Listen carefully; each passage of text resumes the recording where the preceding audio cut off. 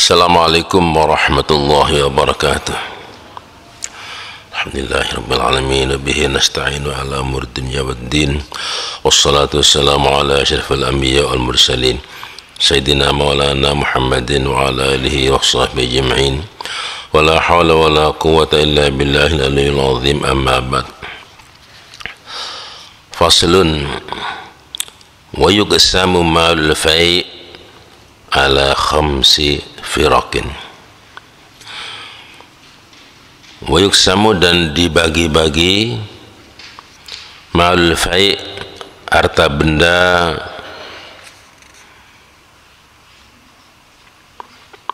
milik musuh yang sudah takluk tapi dirampas setelah perang selesai.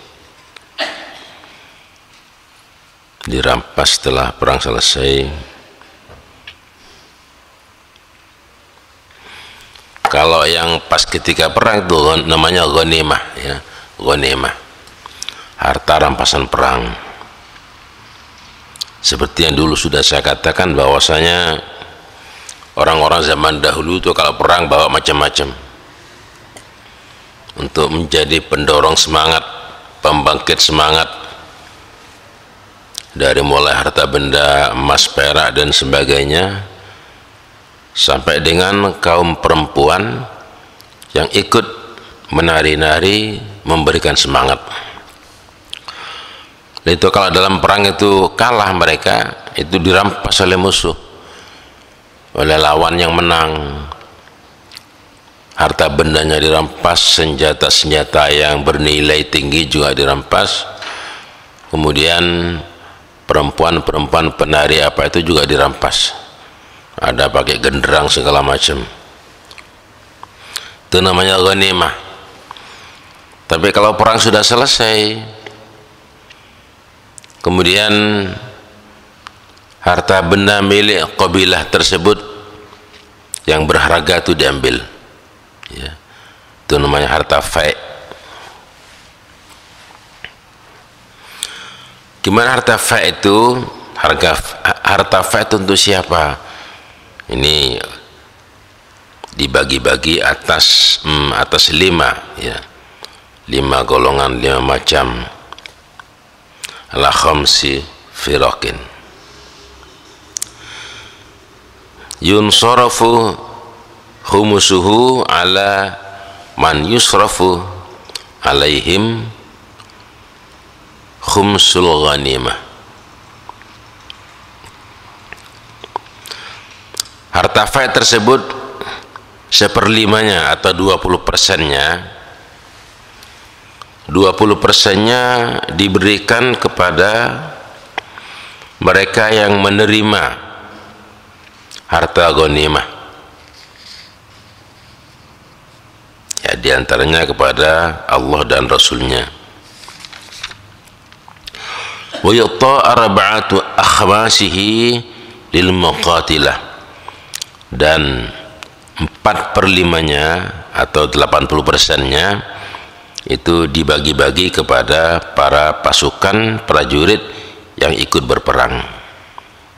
Wa fi masalihil muslimin, dan untuk kemaslahatan umat Islam.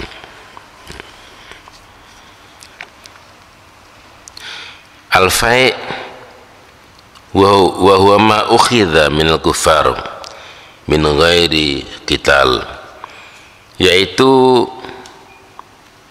harta benda yang diambil dari orang-orang kafir tanpa peperangan.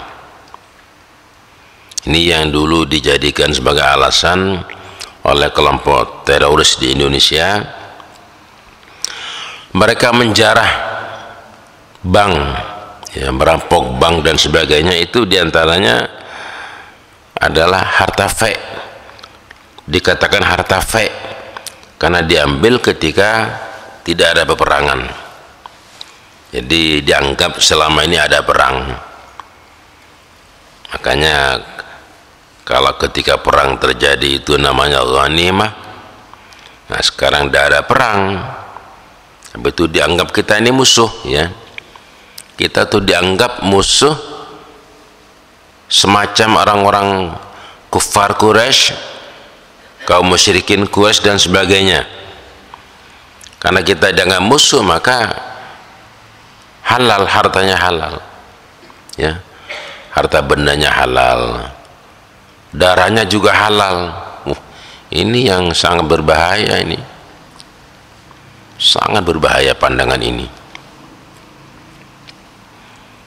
Nah, ini yang kemudian mereka itu merasa bahwa menteror, membunuh, ngebom dan sebagainya yang bukan kelompok mereka itu sah secara agama. Dengan pemahaman agama yang dibuat seperti itu oleh tokoh-tokohnya yang tidak ngerti agama, akhirnya mereka merasa tidak bersalah. Ketika ngebunuh orang merasa tidak bersalah, tidak dosa. Ketika merampas harta bendanya juga merasa tidak berdosa, ya. Nah ini, ya, berangkat dari pandangan para ustadz yang sebenarnya itu tidak layak sama sekali untuk berfatwa, sehingga wajar kalau misalnya ada orang-orang yang mengatakan bahwa agama dibuat sebagai topeng untuk mencari kepentingan, kekuasaan, politik dan sebagainya. Dan saat ini mereka sudah siap itu, tinggal tunggu komando ulama, kata mereka, tunggu komando. Nah, ini kalau kita misalnya melihat bagaimana Polri memburu orang-orang tersebut yang ketika digeledah rumahnya itu sudah penuh dengan peralatan perang, ya, dengan bom, senapan, peluru dan sebagainya, siap, tinggal tunggu komando. Nah, ketika itu terbongkar kepada pihak kepolisian, maka ditangkap, digeledah. Nah itu sampai diantaranya itu ada dari pengurus MUI, ya, pengurus MUI. Ini jadinya orang bertanya, siapa sih ulama itu? Kalau kita dari kalangan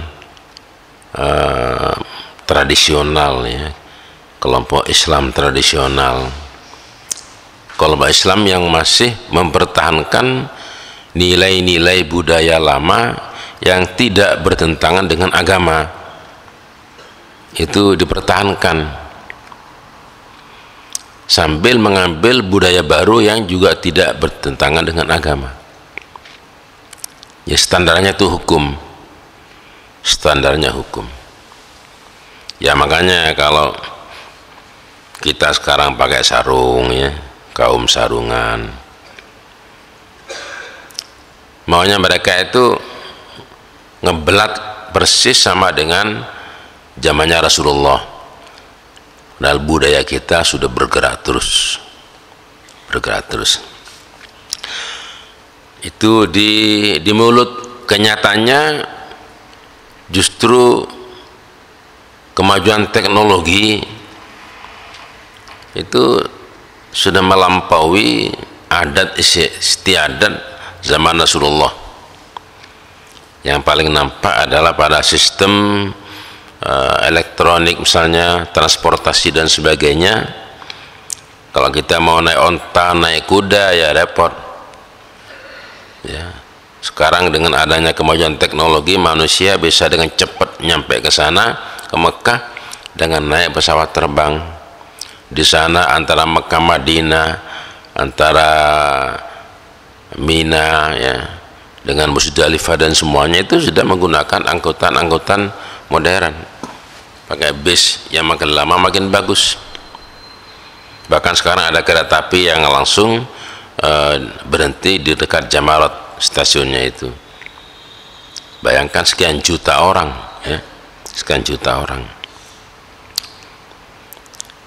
Ini bagaimanapun tidak bisa menolak kemajuan zaman, tidak bisa, ya. Kalau kita kan enak saja, yang penting tidak menyimpang dari agama ya sudah. Bahkan sekarang panjenengan kalau nanti ini sudah boleh lagi ke Mekah ya, yang umroh misalnya, itu sa'i antara Safa Marwah. Kalau dulu itu di orangnya sakit itu yang sepuh didorong di kursi roda, membayar, naik di kursi didorong membayar. Sekarang tidak, sudah ada kendaraan kena elektrik yang begitu dipencet dia bisa laju ke depan sudah. Nah itu ya budaya juga ya. Nah karena tidak terkait dengan masalah-masalah agama, maka sah-sah saja gitu.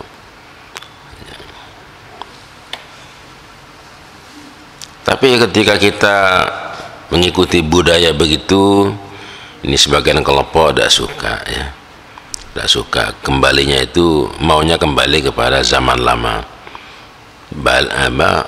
Zaman mau dibalik ya tidak bisa ya. Itu kenapa ketika di Indonesia itu ada yang menyatakan Islam Nusantara itu,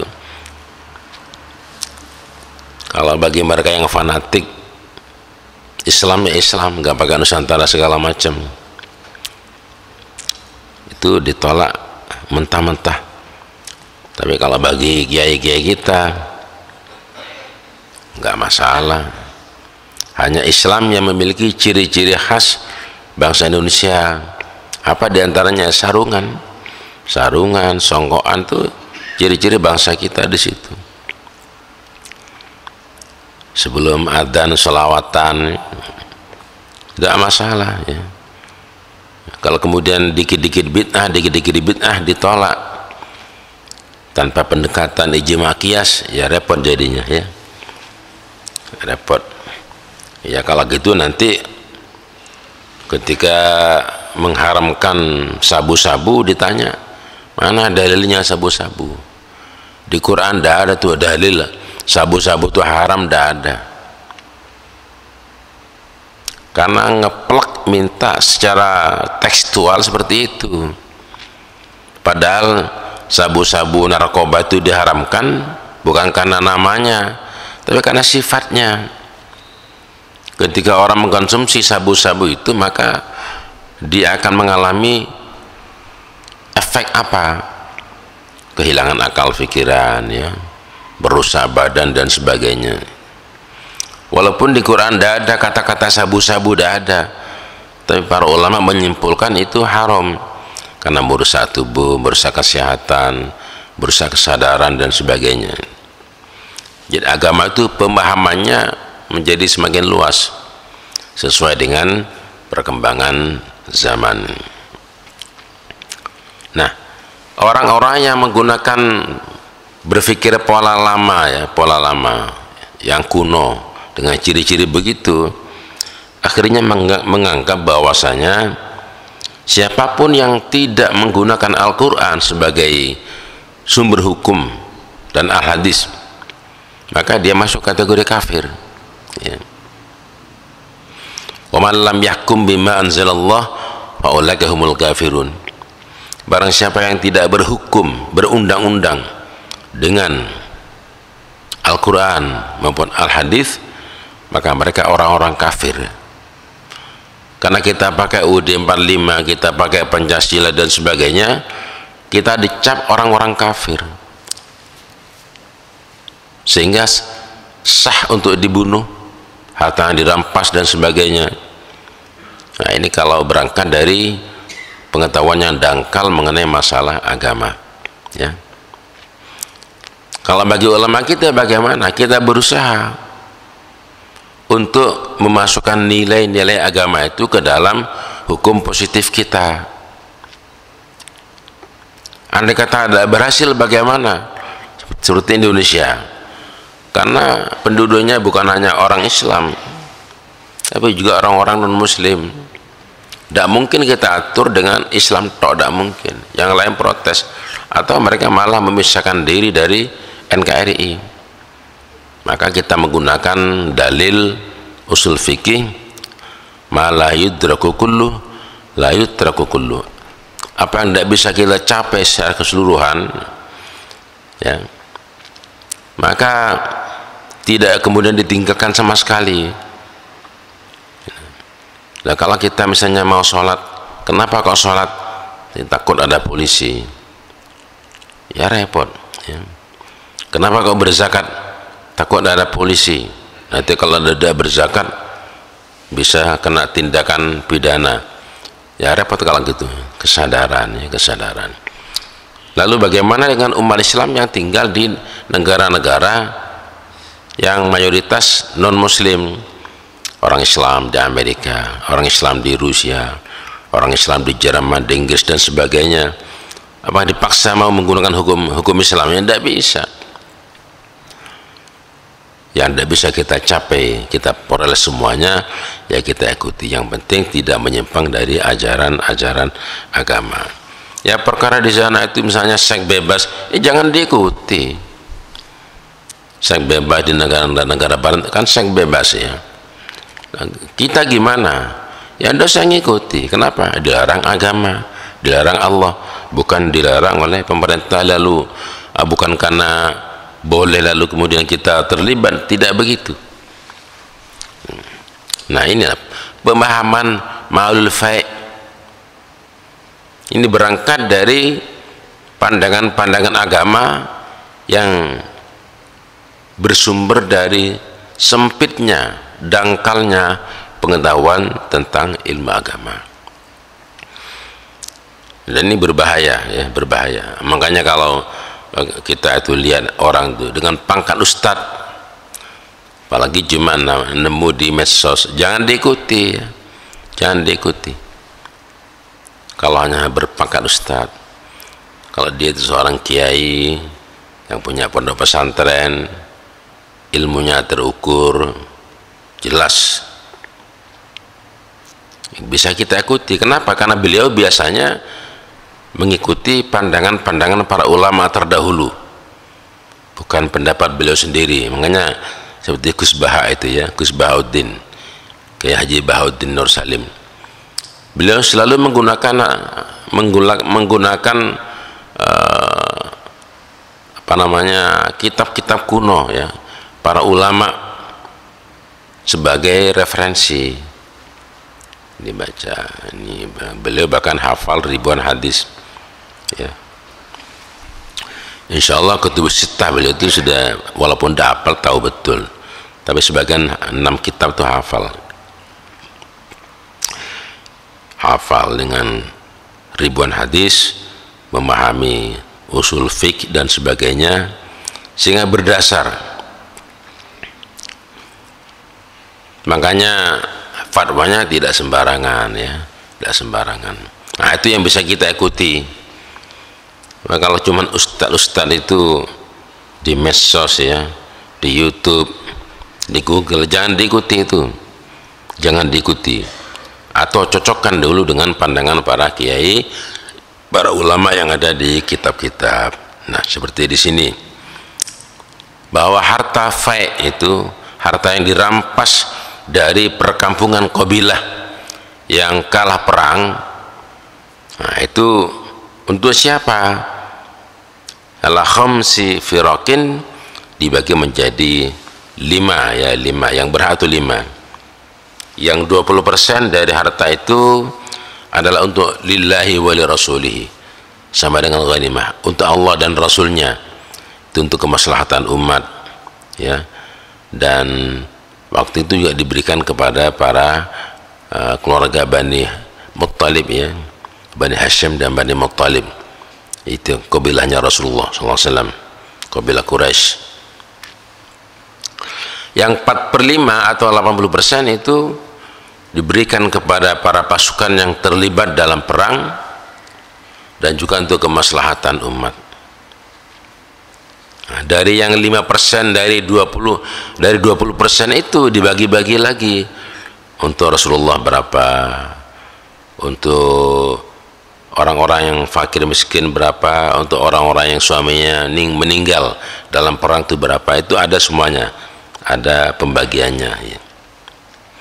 yunsarafu khumusuhu ala man yusrafu alaihim khumusul ghanimah. Itu didistribusikan, diberikan, dibagi-bagi kepada orang yang selama ini juga mendapatkan hak yang sama seperti pada harta benda ghanimah. Begitu. Baik, dasar-dasarnya masih akan kita bacakan hari Kamis depan, insyaallah. Mudah-mudahan kita masih bisa ketemu lagi. Itu makanya para jamaah jangan percaya dengan peramal-peramal yang mengatakan di tanggal 26 November akan ada peristiwa besar, gempa bumi, kemudian tsunami setinggi hampir 30 meter, habis Pulau Jawa bagian selatan, habis Pugre juga habis. Kalau gitu diramal, itu disi Allah itu, ya, tidak boleh percaya. Perbanyak saja sudah, yang dulu sudah saya katakan, istighfar, selawat, sedekah, itu aja dah. Itu benteng paling kokoh, benteng keselamatan. Saben hari jangan sampai kurang, usahakan minimal istighfar itu 1000 minimal, ya, minimal untuk kelas kita. Kemudian selawat 1000 kali, dan sedekah subuh yang paling utama itu, ya, itu semampunya. Insya Allah sudah selamat oleh Allah, dilindungi. Dan saya percaya dengan ramalan-ramalan macam-macam, ya, Allah semuanya ngatur. Insya Allah kita akan tetap tenang, tidak takut atas segala macam ramalan-ramalan yang disi kersane Allah. Mudah-mudahan kita selamat terus, Allahumma amin. Alhamdulillahirabbil alamin, hamdan yuwafi ni'amahu kafi mazida. Ya rabbana lakal hamdu kama yanbaghi li jalali wajhika 'azimi sultanik. Wassalatu wassalamu ala sayyidina Muhammadin wa ala alihi wa sahbihi ajma'in. Walhamdulillahirabbil alamin. Allahumma alhimna ilman nafqahu bi awamirka wa nawahiyaka, warzuqna fahman na'lamu bi kayfa nunajika ya arhamar rahimin. Allahumma arzuqna fahman nabiyyin wa hifdzal mursalin wa ilhamal malaikatil muqarrabin. Allahumma akrimna bi nuril fahmi wa akhrijna min dhulmatil wahmi waftah lana abwaaba rahmatik wa nasir alaina hikmatika ya arhamar rahimin. Rabbana zidna ilma warzuqna fahma wahdina siratan mustaqima bi rahmatika ya arhamar rahimin. Wa sallallahu ala sayyidina Muhammadin wa ala alihi wa sahbihi wasallam. Subhana rabbika rabbil izzati amma yasifun wa salamun ala al-mursalin walhamdulillahi rabbil alamin. ربنا تقبل منا بسور الفاتحة. أعوذ بالله من الشيطان الرجيم. بسم الله الرحمن الرحيم. الحمد لله رب العالمين الرحمن الرحيم مالك يوم الدين. إياك نعبد وإياك نستعين. اهدنا الصراط المستقيم صراط الذين أنعمت عليهم غير المغضوب عليهم ولا الضالين آمين. والله أعلم بالصواب. والسلام عليكم ورحمة الله وبركاته.